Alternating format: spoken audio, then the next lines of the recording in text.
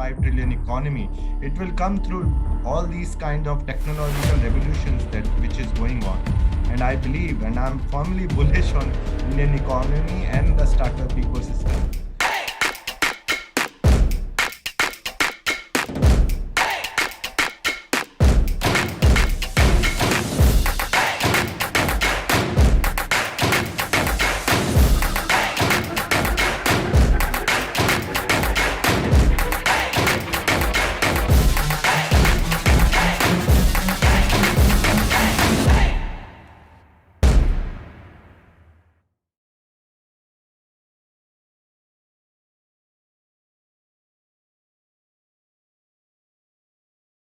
From chaos emerges opportunity. The COVID 19 caused chaos, one such that the world has not seen nearly in a century, has forced the businesses landscape to discover and create new opportunities. The world has adopted to agile and flexible work practices.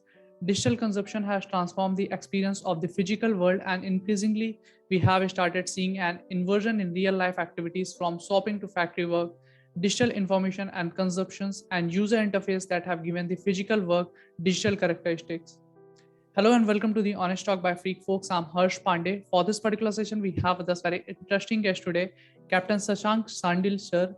He's an Indian Army veteran. He strongly believes you can take the man out of the army, but you can't take the army out of the man. After coming out of the army, little confused but determined and disciplined to succeed, he started his startup hoping to help artisans and farmers by help them export their produce and take the whole process online. Later, he decided to move on and equip himself with the latest learning of business management and channelize his military experience into the corporate world. So, first of all, sir, I welcome you to in this session. Thank you so much for joining and actually agreeing to share your thoughts with us. It's my pleasure, Harsh. Thanks for having me. Thank you, sir. It's a pleasure too. So, moving to the topic of today's session, which we have chosen is gearing up for the new normal. Indian startups are key to navigating disruptions. Most Indian startups have successfully pivoted multiple times to overcome the pandemic blues and in the process have become more efficient and resilient while navigating the multi-language, multi-trend, multi-choice, price-sensitive Indian market. They have listened to their consumers more intensely and have created sharper business models offering and functionality. This entrepreneurial mindset change through accelerated by the extended lockdown consumer and the resource scarcity is a permanent one. As fund flow to Indian startup continued at a rapid pace with more and more new age businesses reaching the $1 billion valuation, making themselves unicorn. So my question to you is, or it's a kind of a very request to you, sir, please explain to our viewers, do you believe that, or do you think the Indian startups are key to navigating disruptions in the positive way? Absolutely, Harsh. I mean, if you see really how did government react to it and how did government basically transformed this pandemic into an opportunity to allow all the digital and small startups to navigate us through this pandemic by using technology. If you see, I'm sure you must have had your vaccination done. Yes. But how did you do it? The booking was done through the Cowin portal. Yes. Then Right. you have the Arogya Setu app. All this is because the ecosystem that was brewing before pandemic, and we were our startups were so successful in incubating this technological talent which was earlier leaving the country to work for those Yes. Fortune 500s fang companies, is choosing to stay back and not only stay back and work, start ventures. They have now the courage. The Flipkart and Zomatos and all the Oyos, they have shown us the way that if you stay back and give your best, the talent is there, capital will come in. It is coming from foreign players as of now. Soon enough, our domestic players will also realize, and they are actually, they're these startup entrepreneurs who made it big are themselves are big angel investors in Yes. most of the Sunicorns and other startups that are doing. Some have become like the for the likes of Kunal Shah, they have become serial entrepreneur. They Yes. have sold off their earlier company and now they have started from scratch and made again soon to be a unicorn company. So this ecosystem is not only helpful to navigate through this pandemic, but it is also paving the way for the Indian economy to become that the dream that our prime minister has for the 5 trillion economy. It will come through all these kind of technological revolutions that which is going on. And I believe, and I'm firmly bullish on Indian economy and the startup ecosystem. And it not only helps people like you and me, it helps the government, all stakeholders involved. They bridge the supply and demand gap which was there earlier, the limitations which were there. These all these limitations are removed by using technology to their advantage in such a way that it is efficient, it saves your time, and it is also not, as you said, Indian market is price sensitive. We have different languages. Even if you cross 100 kilometers, the language and the dialect change. So these are the challenges that we have, but technology and the will of an entrepreneur that is brewing up is helping us navigate through this ecosystem and the problems and the challenges of COVID. Indeed, sir. I think you have actually very beautifully explained the whole process, and I think that this is a very positive change. And you have talked about the government, how actually the government is supported, and we must have to actually appreciate, irrespective of our political vision. This is something that we must need to That's right. understand. And the way government have reacted into this COVID situation and the way they are doing, this is something that we need to actually genuinely need to appreciate. So my next question to you is: we have seen it's the destiny of actually our future graduates to tackle some of the society's most urgent and pressing challenges. Entrepreneurs have the power to save the world by developing versatile skill sets and profitable business that are crucial to the progress of our economies. But the question comes is that one, how does one learn to be successful entrepreneur? How do we inspire our young people to go out there and keep learning so they can mark their mark on the world? Do we need to dedicate more resource to the formation of entrepreneurial environment within higher education, which is actually currently lagging? Environment that foster progressive ideas and innovation and equip students with the practical knowledge and skills they require to actually need to navigate the choppy water of business ownership. That's right. I mean, if you ask me, I would say there's no secret sauce to being a successful entrepreneur. Like you cannot say ki if I do this thing, then I'll become successful. There are only, yeah, either there are success stories or there are failure stories. And I tend to learn more from the failure than the success one, because successful stories are those in which everything worked. I mean, everything fallen into a place and you reach the pinnacle. But in case of failures, you know that if I do these things, then I may not be able to create a successful venture. And as you talked about the role of government, it is also very important, not just with the COVID and other dealing with the infrastructure and Yes. all. It is also important how friendly, like we have gone up in the ranking of doing ease of business Yes. and the regulations that we need to follow in. I have personally seen changes. Earlier we used to file lot many regulations, we had to follow lot many regulations. All these things are being streamlined. Then if you see, the culture is not built by the government, culture is built by the people.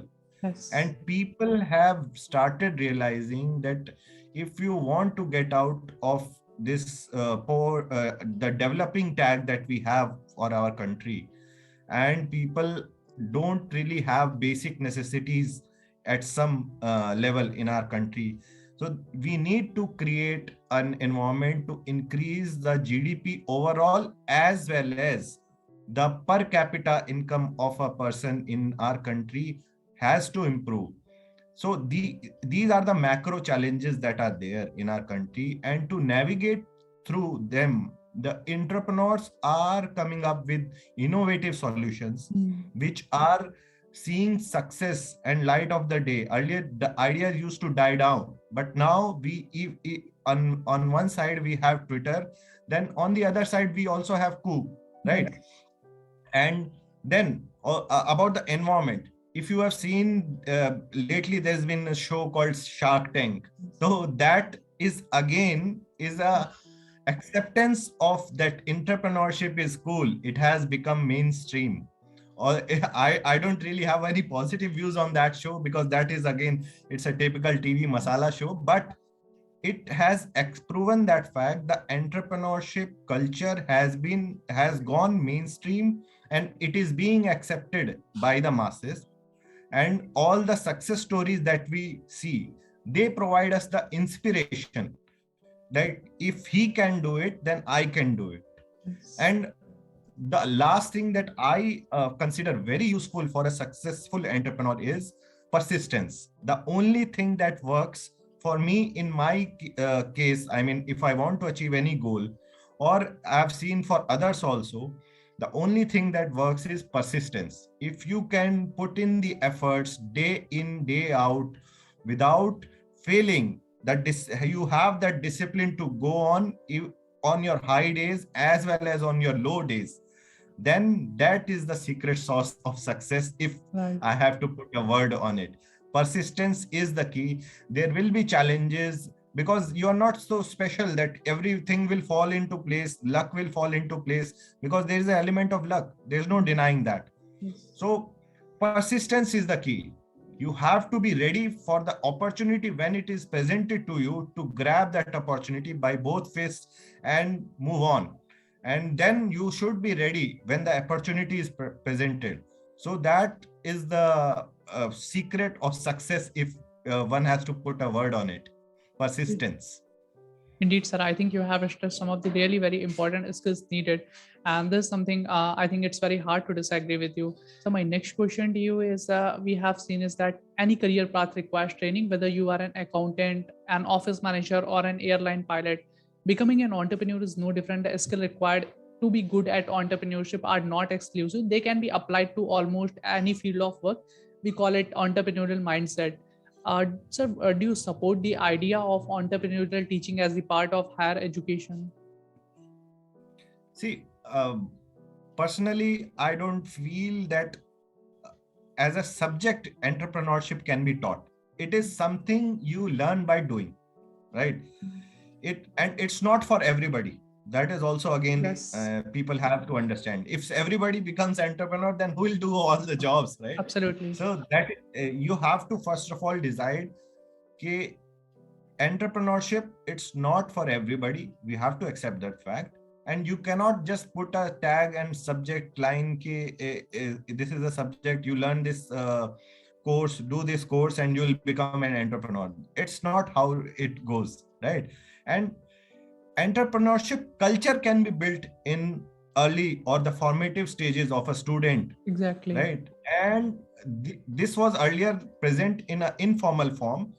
Let's say, if you, I'm sure you must have done college and schools, so there were students who become in charge of some activity or Hmm. project, like a fest or Student something. societies, So yes. that, yeah, there are societies to be run. So these are the place of breeding and incubating all the people who want to set and test their skills, Yes. like management of funds.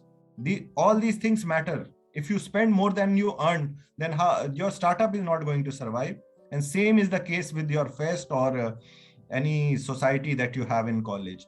Now also, then recently I've seen this good initiative by Delhi government, I must say, this business blaster scheme Ah, that they have started right. for students. So these are the kind of things that breeds the entrepreneurial culture, not just by teaching a subject. There can be electives for people who are interested, like if you want to learn the basics of some accounting practices, finance, and legal equity ownership, and all those stuff, that the jargon that one has to deal with, you can learn the theory of it, but the practical of it cannot be taught in a classroom. It has to be done over a live project, or by doing it yourself. That is what I think. Indeed, sir. I think you have told very beautiful. You have mentioned that, of course, entrepreneurship is not for everybody, but what we need is that entrepreneurial culture, entrepreneurial mindset. This is for everybody, because if we want to make the organization more successful, then we need such kind of skills in everyone. So my next question to you is: we have seen is that in the previous, actually 2 years, the business world has changed dramatically over the last few decades, And now live in a connected society where the change can be fast paced, constant, and unpredictable. Rapid advance in the technology have created an environment where the internet, smartphone, and social media are ubiquitous, and the 2008 global financial crisis and this 2019 and 2020 pandemic actually increased the sense of turbulence, danger, and unpredictability in the certain areas. So in your opinion, what are the critical skills required to excel in this fast paced changing world? Sure. So when I came out of the army, the people said that corporates are now turning towards a culture which was accustomed by army, because we are in a VUCA environment. VUCA Right. is stands for, I think, volatility, uncertainty, and so forth. Yes. So what during my army tenure, what I learned is there's no right way or right skill set that you can learn from a classroom form of teaching, or or any training that you do in a training setting. Once you are live in operations, then all that is behind what you have practiced and learned over the years, that really comes out.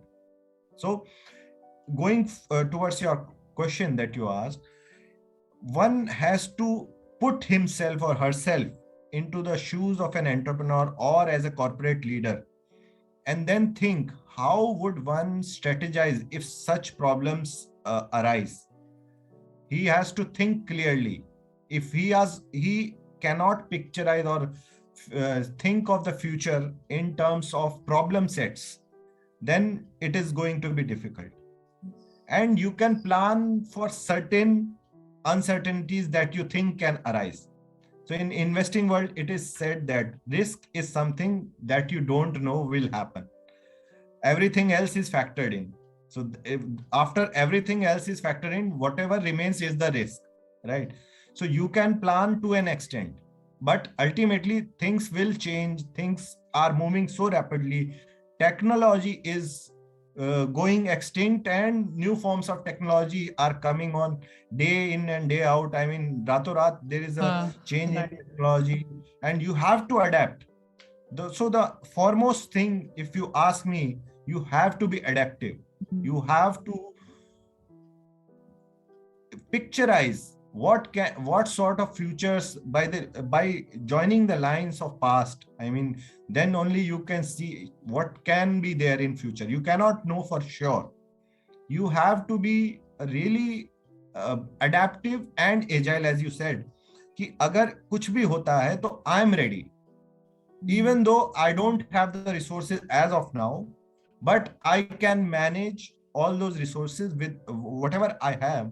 I will optimize in such a way. If you create your mindset like in that way, it creates a positive environment for yourself and the team around you.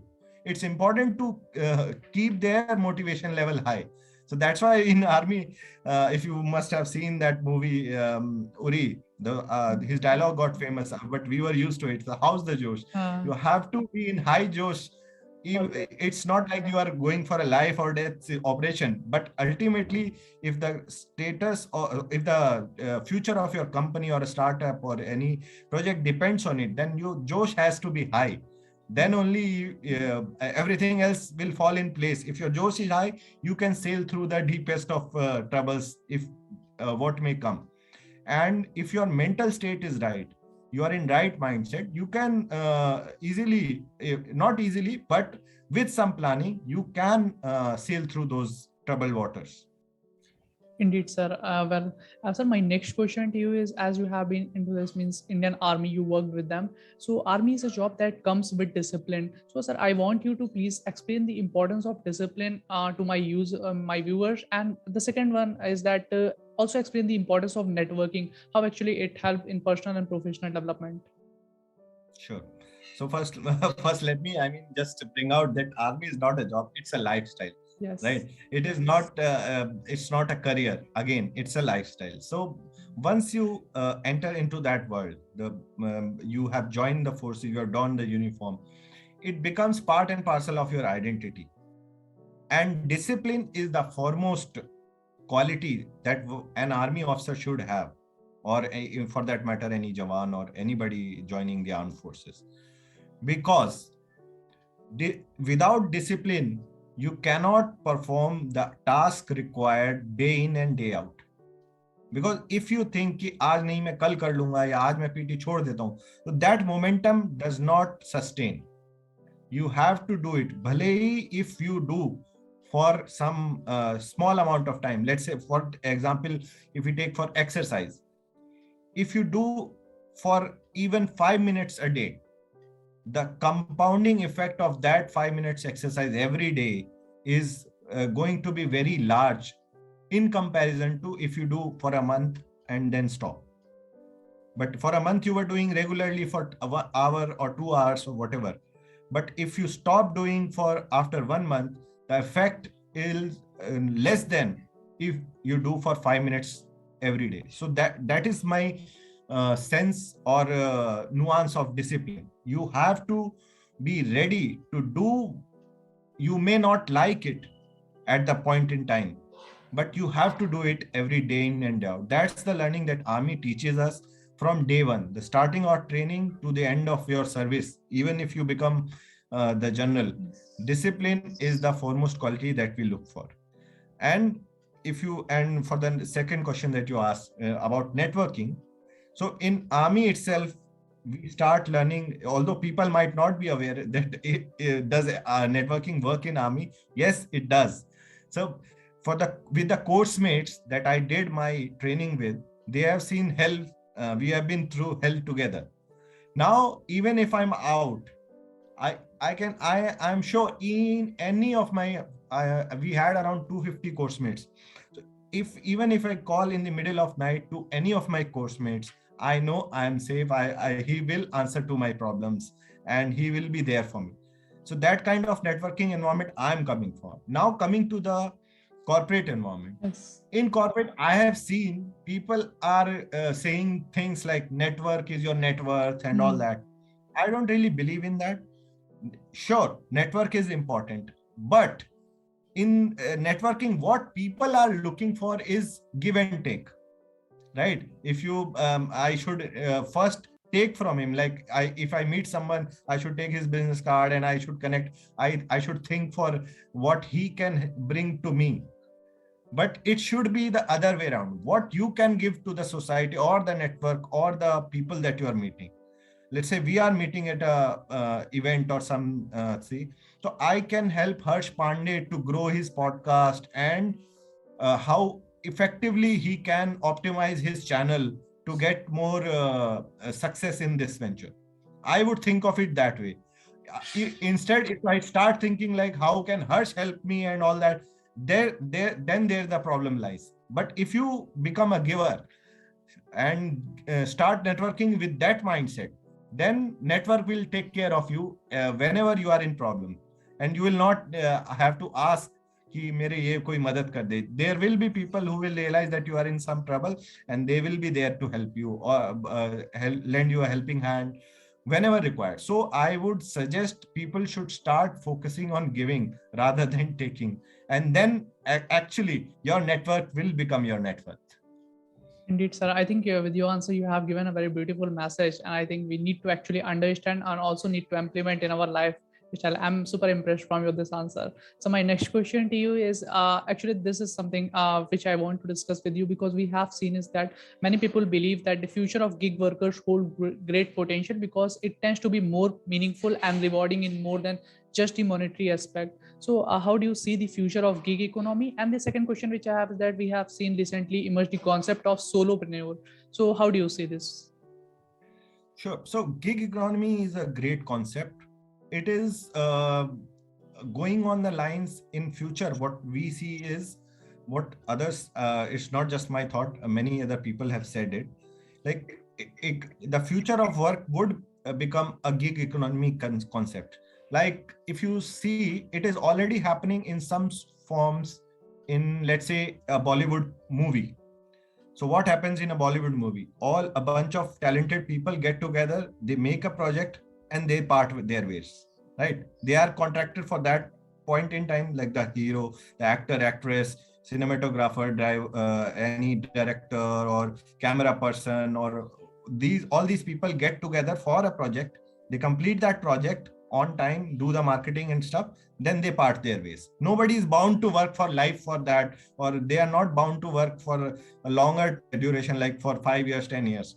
So that is the future that I see for even for skilled labor that we have in India, like people from IT background, or the people who do marketing, and all those people who the same concept is there in CA firms or lawyer firms. So that is what I see. It's a great potential, but on the same time, we have to consider the fact the gig economy is not good for everyone as of now, because well, if you see a gig worker in form of a skilled gig worker, like somebody doing freelance project for IT or making editing YouTube videos or whatever, he's paid handsomely and he can take care of itself. But on the other side, which is a massive chunk of population, is being employed in just delivery jobs, right? That is also again a gig economy, right? And then you have a lot of drivers on with this ride hailing platforms like Ola and Uber. They started off with handsome pay and what do you call incentives. Yes. But now, once the demand is sorted out, the supply is not being paid that handsomely. And also, they don't really have that insurance in terms of their future. There is no pension, there is no insurance remit, there is no PF, there is nothing like that.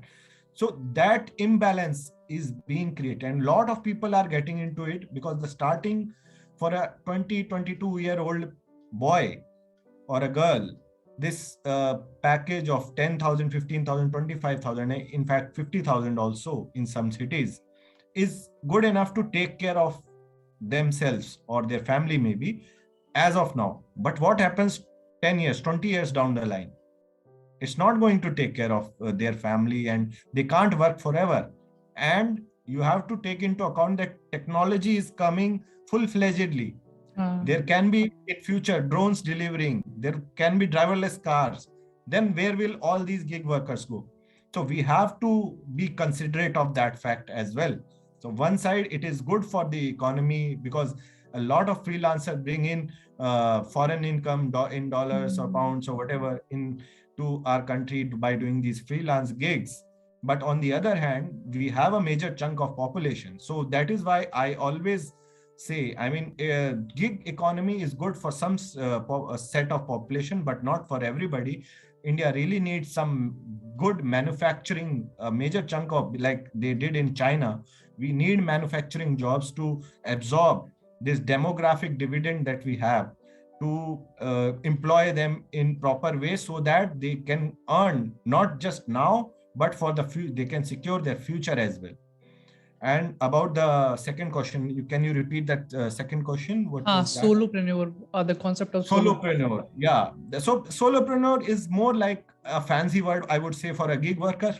I would say, kind of, because solopreneur is kind of you are doing everything yourself. So you are again is a fancy word for gig worker. I mean, you're not managing a team or such. But this is happening. But I don't think, I mean, if you're satisfied with the scale of work that you're doing, then that's fine. But if you really want to scale, you need a team, right? You can't do everything yourself.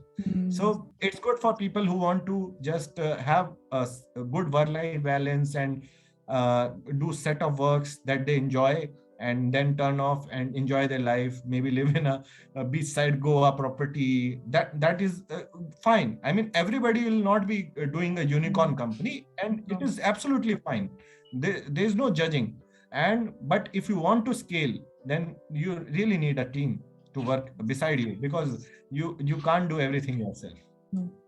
Indeed, sir. Thank you so much. It was really a great piece of advice from your side. And thank you so much for joining and giving your important time. It was a kind of a healthy conversation with you over the topic. And we look forward for more such future opportunities. Thank you so much, sir. Sure, Harsh. It was my pleasure. And thank you so much for having me. And I wish you all the best with your channel. Thank you, sir. That's very kind of you. Thank you so much. On the ground is where I stand. Never give up, that was always the plan. It's so cold outside, I'm alone, I'm alright. It's so cold